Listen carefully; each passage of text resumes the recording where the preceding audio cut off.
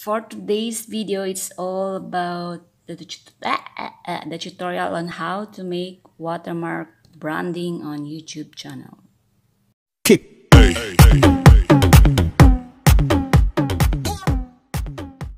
So for today's video, I'm gonna show you how to make watermark branding on YouTube. So I'm using the Canva. Just type on the Safari www.canva.com. I'm gonna link it down below in the subscription. Then now let's start. Create design. Then customs dimension. So the sizes are 150, 150. Create new design. Okay, this is it. Then I'm going to the elements. I want to use the square. No, that's element pros. I'm going to the shapes.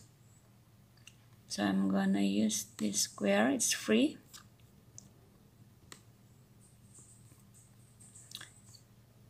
And then you want to change the color blue, yeah, and this to red, and now let's go to text, add heading. So I'm gonna write subscribe.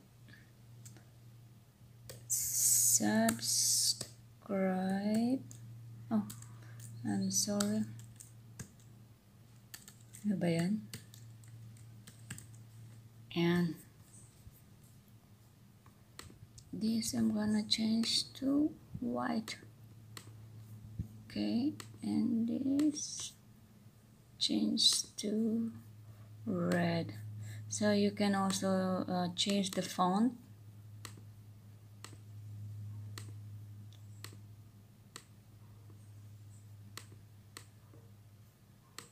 So you can also change the font. This, if you want to use this, as long as there's no what is done, corona crown sign, then it's free. But if there's a crown, then it's for premium.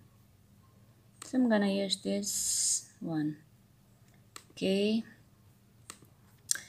and I'm gonna change it to white, red. Okay.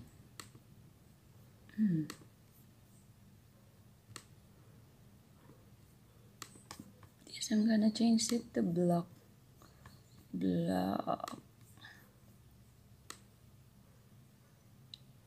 Ayan.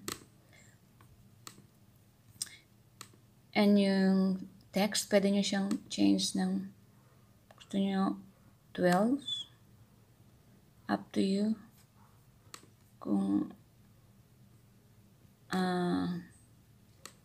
so, ano tawag ito?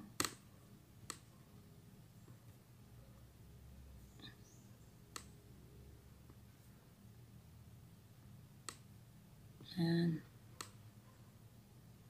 so basically ganyan siya. And then back to the elements, I'm gonna use arrow.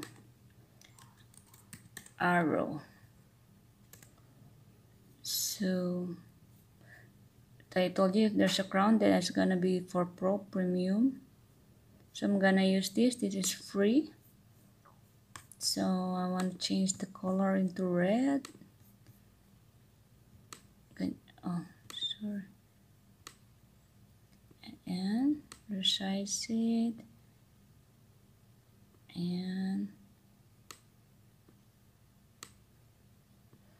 And then I'll go back to elements. And I want to get the triangle for YouTube. So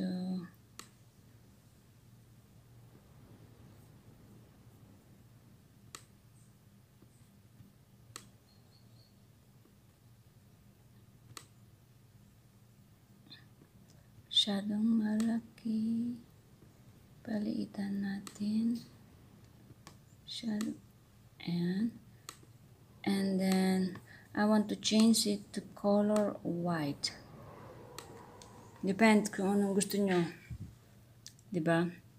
Or, kung ayaw nyo yan, pwede nyo siyang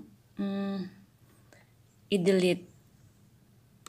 And, ganyan lang yung, for example, okay na yan, tapos na.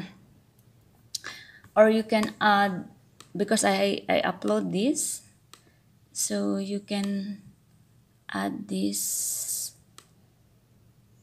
So down here, ayan, and then paliitin lang, masyadong malaki. So too much red on my,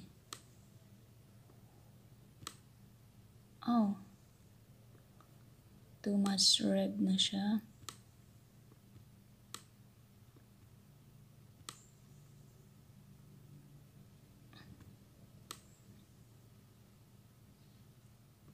Ayan. Too much red na siya. So, I'm gonna change this into black. Okay. Para maganda siya. Ayan.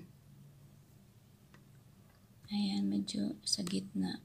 Ayan. And this. So, ayan. Kung tapos na yung branding nyo, for example, it's done. So, we're going to download. Click download. Ganun lang. Ganun lang kabilis. Then, nakasave na yun. So, let's go to our YouTube channel. So, YouTube. Let's go to a YouTube channel. So, this is it. Let's go to your channel. And YouTube Studio. And on the left side, we go to Settings, Channel, and we go to Branding here. I've got one already, so let's change. So replace, and I go to Recents, and this is the new one that we created just now. So choose.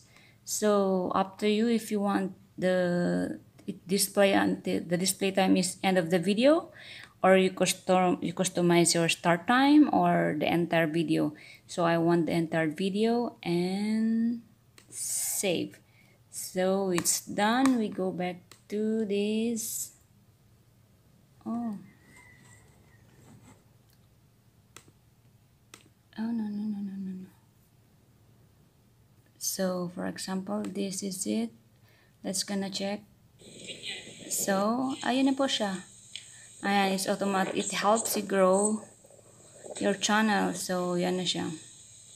Pag click nyo ng ganito, it says subscribe.